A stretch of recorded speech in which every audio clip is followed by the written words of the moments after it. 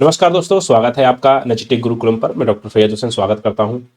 और जैसा कि आपको पता होगा कि हम लोग आईआर का सेशन लेके चल रहे थे, जो यूपीएससी सीएससी पर्सपेक्टिव बहुत मोस्ट इंपोर्टेंट टॉपिक हमारे लिए थे। लेकिन आज आईआर से अलग कुछ एक टॉपिक मैं आपके साथ लेकर आया हूं। जैसा कि आप देख रहे होंगे मेरे पीछे थंबनेल पर कुछ मैंने लिखा हुआ है, इसको आप पढ़ेंगे तो यहाँ से एक बात निकल कर आएगी कि हमारा जो राष्ट्र गीत है, नेशनल सॉन्ग है वंदे मातरम, उसके पर्सपेक्टिव में बहुत सारे डिबेट और डिस्कशंस हमारे सामने निकल कर आ रहे हैं। तो आज का जो हमारा सेशन है, हम इस पर ही बात करने वाले हैं कि हमारा जो नेशनल सॉन्ग है, ये नेशनल सॉन्ग किसने लिखा, नेशनल सॉन्ग के राइटर कौन थे, who was the writer and who is the writer of the national song, इसको कब हमने अडॉप्ट किया, उन्होंने सबसे पहले इसको कब लिखा, and what are the controversies at the present time. और पार्लियामेंट में भी अभी इस पर बातचीत हुई, तो इन सारे बिंदुओं को, इन सारे पॉइंट्स को आज के सेशन में हम कवर करेंगे, उन पर बातचीत करेंगे। आप सभी का स्वागत है, जल्दी जुड़िए। और बेटा देखो कि ये एक बड़ा इशू है और ये बहुत महत्वपूर्ण टॉपिक भी हमारे लिए है। जैसा कि आप देख पा रहे होंगे कि debate on Vande Mataram and attempt to divert attention from economic issues. Opposition का ये कहना है कि वंदे मातरम पर जो बहस हो रही है वो इकोनॉमिक इशू से हमारे ध्यान को डाइवर्ट करने का एक मुद्दा है। और यहाँ भी एक छोटा सा कटिंग न्यूज़पेपर की मैं लेके आया हूँ कि why is Vande Mataram being debated in parliament 150 years after it was first print, right. कह रहे हैं कि लगभग 150 साल हो गए हैं और उसके बाद जो है ये बात निकल कर आ रही है कि वंदे मातरम पर पार्लियामेंट में डिबेट होनी चाहिए।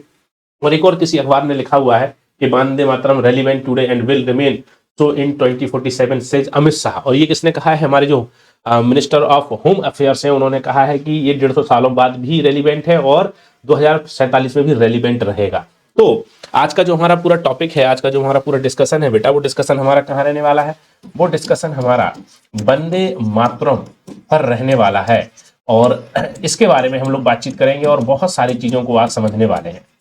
इस पूरी कहानी को हम कुछ पॉइंट्स के बेसिस पर समझेंगे। जैसे कि सबसे पहला पॉइंट मैं इसमें आपके साथ डिस्कस ये करूंगा कि ये जो हमारा नेशनल सॉन्ग है, जिसे राष्ट्रगीत है, इसके बारे में थोड़ा सा हम लोग बात करेंगे अबाउट द नेशनल सॉन्ग। इसके बारे में थोड़ा समझने की कोशिश करेंगे क्या हो रहा है। और फिर हम ये देखेंगे कि प्रेजेंट टाइम की डिबेट क्या है, इस पर इश्यूज क्या आ रहे हैं। और फिर हम ऐसे देखेंगे कि इसका सिग्निफिकेंस क्या है, इस डिबेट और डिस्कशन का सिग्निफिकेंस एंड इम्पैक्ट क्या होगा, उन चीजों पर हम लोग बातचीत करेंगे। तो 3 एरियाज हैं जिस पर हम चर्चा करेंगे, जिस पर आज के सेशन में हम लोग बातचीत करेंगे। ठीक है, तो सबसे पहले तो आपको पता है कि Vande Mataram is our national song. Vande Mataram हमारा एक राष्ट्रगीत है। और वंदे मातरम सुजलाम सुफलाम मलयज शीतलाम, है ना, सस्य श्यामलाम मातरम वंदे मातरम। तो ये हम लोग गाते हैं, अपने प्रेयर में गाते हैं और हर जगह गाते हैं।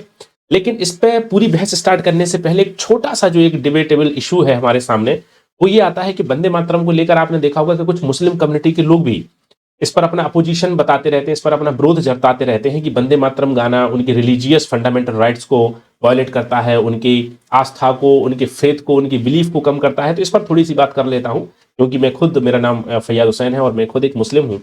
तो क्या मुसलमानों को वंदे मातरम गाना चाहिए, मुसलमानों को वंदे मातरम नहीं गाना चाहिए, या फिर जो है वंदे मातरम गाने से उनकी आस्था को ठेस पहुंचती है या नहीं पहुंचती है, और वंदे मातरम गाने से मुस्लिम रहते हैं या नहीं रहते हैं? तो इस पर थोड़ी सी बातचीत कर लेता हूं, फिर मैं आगे बढ़ूंगा जो इश्यूज चल रहे हैं। तो जहां तक मेरी अंडरस्टैंडिंग है और मैं चीजों को समझता हूं और मैं चीजों को जानता हूं, देखता हूं, तो firstly we are citizen of India and the highest law on the land in India is constitution of India. हम भारत के नागरिक हैं और भारत में जो सबसे महत्वपूर्ण चीज है वो है भारत का संविधान। भारत के संविधान से बढ़कर कुछ भी नहीं है। और अगर हम संविधान में बिलीव करते हैं, if we believe in the constitution and the values of the constitution and the spirit of the constitution, और हम संविधान के मूल्यों में विश्वास करते हैं, संविधान की भावना में विश्वास करते हैं, तो it is our basic duty और fundamental duty to obey and to follow the principles of our national movement. तो ये हमारा बेसिक सा एक मौलिक कर्तव्य है कि हम अपने स्वतंत्रता आंदोलन के जो मूल्य हैं, जो आदर्श हैं, उनको फॉलो करें, राइट। तो being a citizen of India, Bharat के नागरिक होने के नाते, this is our responsibility and this is our fundamental duty कि हमें इसको गाना चाहिए, क्योंकि हमारे स्वतंत्रता आंदोलन में इसका बहुत बड़ा योगदान रहा है। और मेरा मानना है कि अगर आपकी आस्था इतनी कमजोर है, मेरा मानना है कि आपका फेथ, आपका बिलीफ इतना कमजोर है कि वंदे मातरम कह देने से आप मुस्लिम नहीं रहते, या वंदे मातरम ना कह देने से आप हिंदू नहीं रहते, तो मुझे नहीं लगता कि बिलीफ और हमारे फेथ इतने स्ट्रांग होने चाहिए। अगर आपके बिलीफ और फेथ इतना कमजोर है कि वंदे मातरम गा देने से आपका जो है रिलीजन खतरे में पड़ जा रहा है, या फिर आपकी आइडेंटिटी क्राइसिस आ जा रहा है, तो मेरा मानना है कि आपका फेथ बहुत कमजोर है। तो आपको पहले तो अपने फेथ को बहुत स्ट्रांग करना चाहिए और फिर जो है आपको वंदे मातरम पर बातचीत करनी चाहिए। मेरा ये सजेशन है, और मेरा सजेशन है to all the community, Muslim community specifically, कि आप भारत की जो वैल्यूज हैं, जो नेशनल मूवमेंट की वैल्यूज हैं, आप उन्हें फॉलो करिए, कॉन्स्टिट्यूशन को फॉलो करिए। Constitution provides religious identity to you, religious identity does not provide the constitutional values to you, so constitution is different thing, वो कुछ अलग डॉक्यूमेंट है, तो उसको हमें फॉलो करना ही पड़ेगा, ये हमारी रिस्पॉन्सिबिलिटी है, ये हमारा मौलिक कर्तव्य है। तो एक छोटी सी बात जो कि मैंने आपको बताई। अब उसके बाद हम थोड़ा सा बातचीत करते हैं इस वंदे मातरम के बारे में।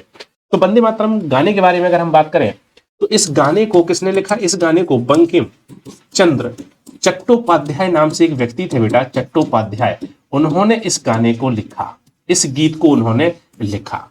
और ये 1875 में ये गाना सबसे पहले पब्लिश हुआ एक मैगजीन में, वेस्ट बंगाल, क्योंकि पश्चिम बंगाल के थे, बंकिम चंद्र चट्टोपाध्याय नाम से ही पता चल रहा होगा, और बंकिम बाबू भी इन्हें बोलते हैं। तो ये जो है 1875 में उन्होंने इसको लिखा और एक मैगजीन में, एक पत्रिका में वहां पर पब्लिश हुआ। बाद में बंकिम चंद्र चट्टोपाध्याय ने, इन्होंने ही, बंकिम चंद्र चटर्जी भी इन्हें बोला जाता है, इन्होंने ही 1882 में एक नॉवेल लिखा जिसका नाम आप लोगों ने पढ़ा होगा, आनंद मठ था। क्या नाम था? आनंद मठ। और ये नॉवेल इतना शानदार नॉवेल है, इतना बेहतरीन नॉवेल है कि ये नॉवेल मैंने पढ़ा हुआ है, ये उपन्यास मैंने पढ़ा हुआ है।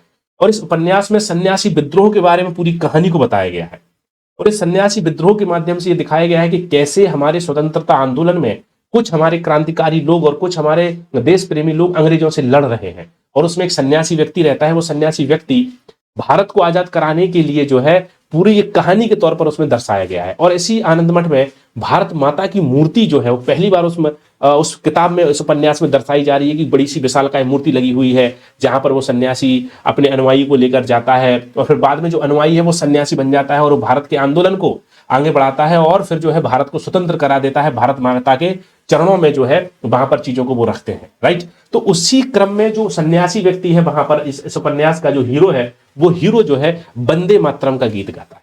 ये वंदे मातरम गीत जो है बंकिम चंद्र चट्टोपाध्याय ने पहले किताब में लिखा, बाद में फिर उन्होंने उपन्यास लिखा, तो उस उपन्यास में उन्होंने जो है इस गाने को रखा। तो ये बहुत शानदार कहानी, और मेरा ऐसा मानना है कि यूपीएससी प्रिपरेशन करने वाले सभी बच्चों को कम से कम एक बार, चलो उपन्यास तो नहीं, लेकिन इस उपन्यास की समरी आपको जरूर पढ़नी चाहिए।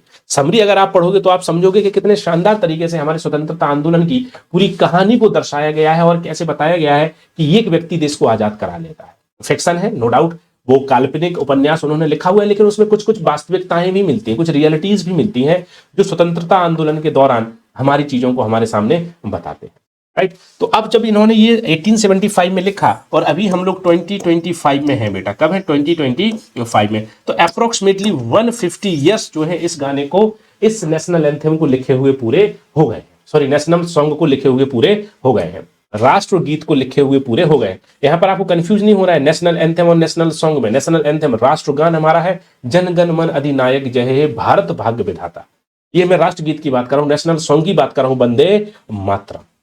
समझ आ रही मेरी बात? तो इसको लिखे हुए लगभग 150 वर्ष जो है हो गए हैं, और ये 150 वर्ष होने के कॉन्टेक्स्ट में ही गवर्नमेंट ऑफ इंडिया ने वंदे मातरम के लिए पूरे साल भर जो है प्रोग्राम चलाने की बात की है, और उन्होंने 150 ईयर्स सेलिब्रेशन भी इसका किया था। और उस सेलिब्रेशन के पर्सपेक्टिव में इन्होंने कहा था कि इसको हम पूरे भारत में इसका प्रचार प्रसार करेंगे और पूरे भारत में इसको हम लेकर आगे बढ़ेंगे। तो इन्होंने ये बात यहां पर रखी बेटा, गेटिंग माय पॉइंट। तो अब इन्होंने क्या किया है, इन्होंने कहा कि ये 1875 में लिखा और 2025 में 150 साल पूरे हुए, 1882 में आनंद मठ में आया, लेकिन 1950 में हमने इसको राष्ट्र गीत के तौर पर एक्सेप्ट भी कर लिया।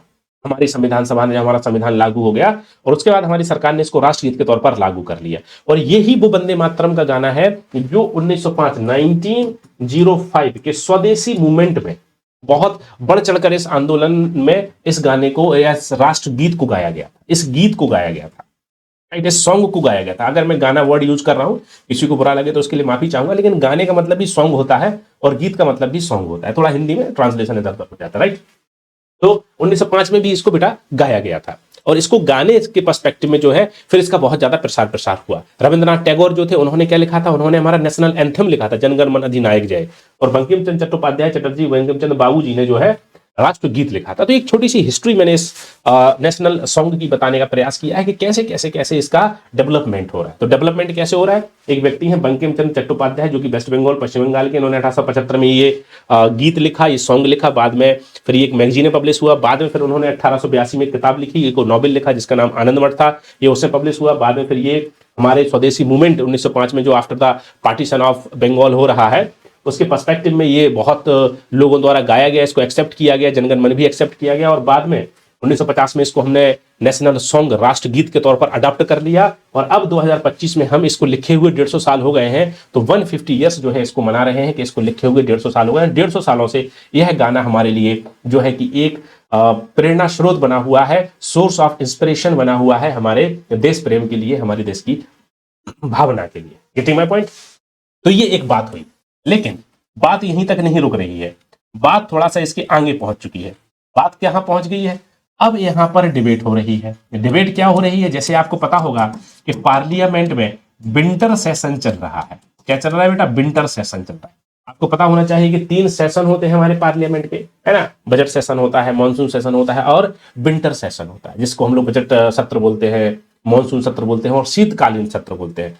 तो ये 1 दिसंबर से लेके 19 दिसंबर, 1 दिसंबर टू 19 दिसंबर 2025 तक ये चलेगा। विंटर सेशन कब से चलेगा, 1 से लेके 19 दिसंबर 2025 तक ये चलेगा और इसमें बहुत सारी चीजें होनी है। तो इस विंटर सेशन में ही पार्लियामेंट में कि बोथ हाउसेज में, लोकसभा और राज्यसभा दोनों में ही वंदे मातरम को डिबेट का एक टॉपिक के तौर पर उसमें रखा गया है और कहा गया कि इस पर हम लोग बातचीत करेंगे, इस पर हम लोग चर्चा करेंगे। इस नेशनल सॉन्ग के बारे में फिर से जो है हम लोग डिबेट डिस्कशन करेंगे। और अप्रोक्सीमेटली लगभग 10 घंटे तक, कितने बेटा, 10 आवर्स तक, 10 घंटे तक वंदे मातरम पर डिबेट और डिस्कशन होता रहा। उसमें मोदी जी ने भी अपनी बात रखी, बहुत सारे जो member of parliament of ruling party उन्होंने भी अपनी बात रखी, मिनिस्टर्स ने भी अपनी बात रखी और अपोजिशन के लीडर्स ने भी बेटा अपनी बात रखी। तो पार्लियामेंट्री डिबेट और डिस्कशन का एक टॉपिक बनकर यहां पर ये आ रहा है। और इस डिबेट और डिस्कशन में 2 तरह से हमें चीजें देखने को मिली। एक तो हमारी रूलिंग पार्टी और दूसरी तरफ हमारे जो अपोजिशन पॉलिटिकल पार्टी थी, इनके बीच कन्फ्लिक्ट देखने को यहां पर हमें मिला। रूलिंग पार्टी भारतीय जनता पार्टी और हम कहेंगे एनडीए।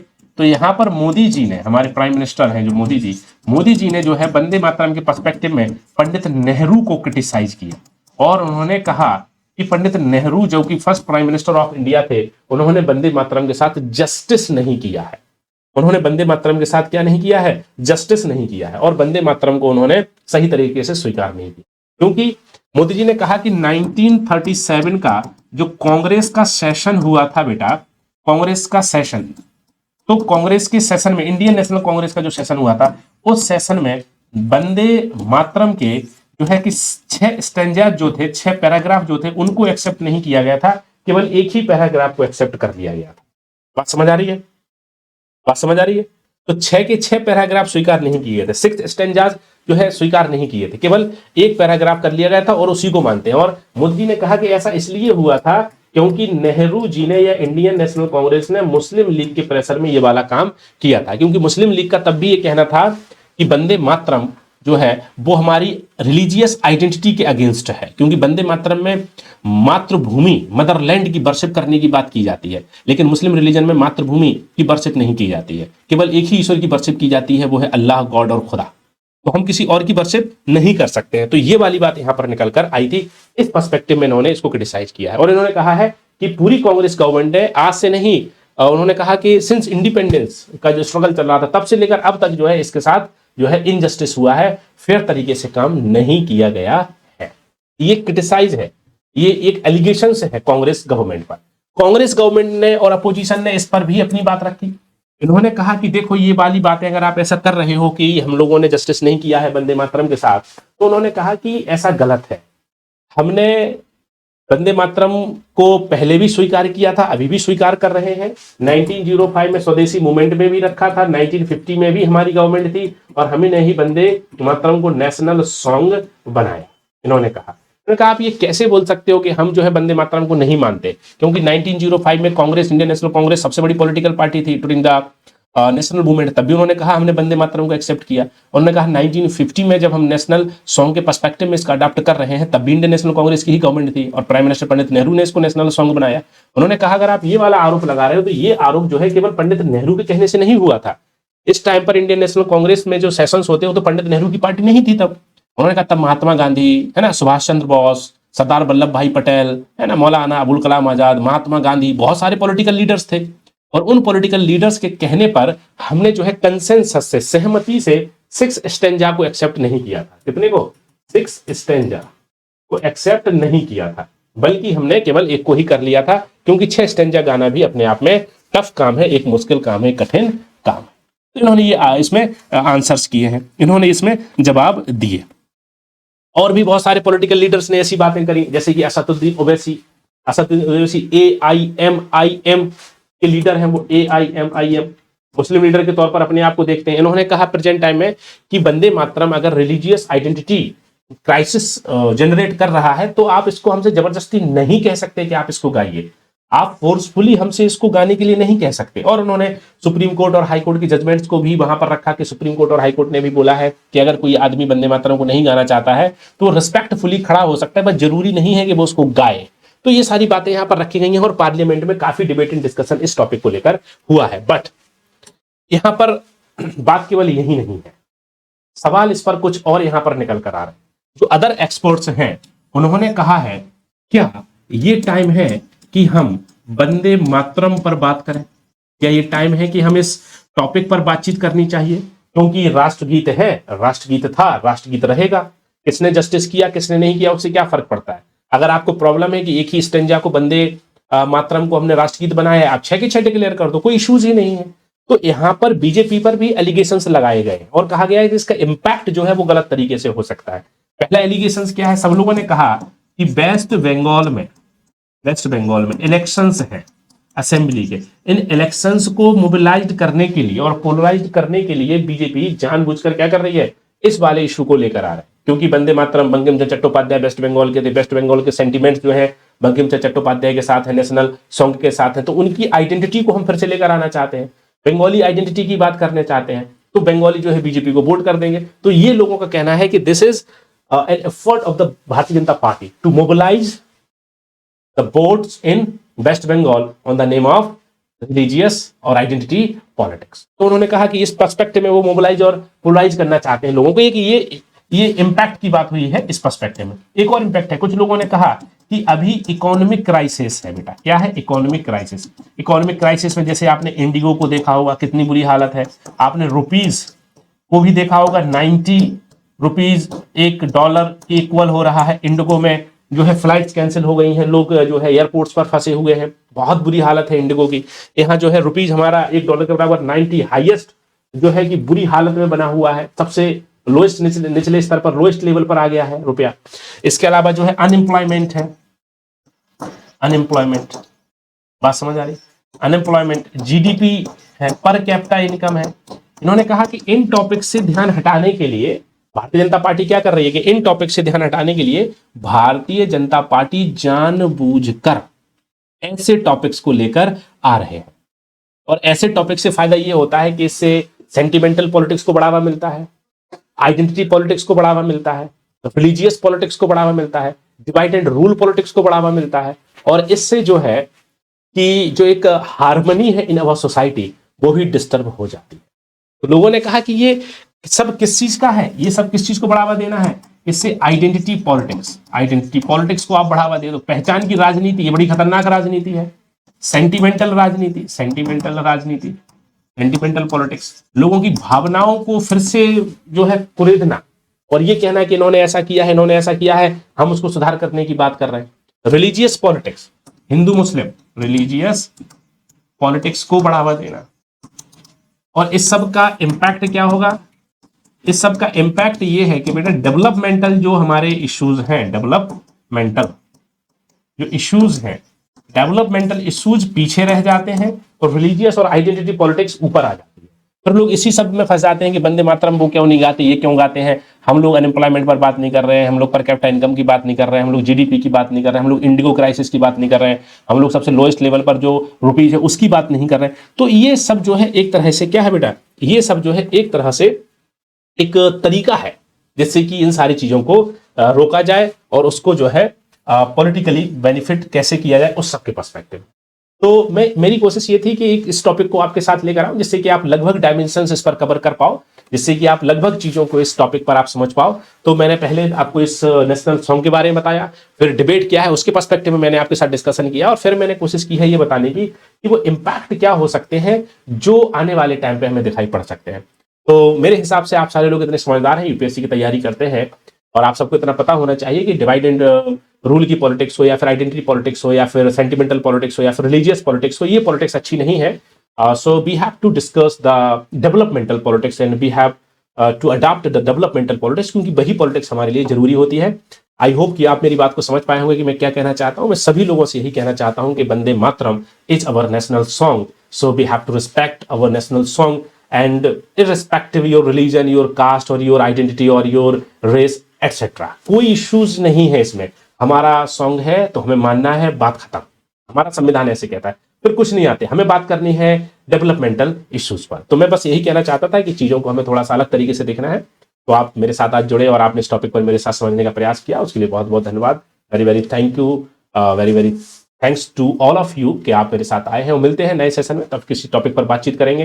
तब तक के लिए नमस्कार, जय हिंद, जय भारत, वंदे मातरम।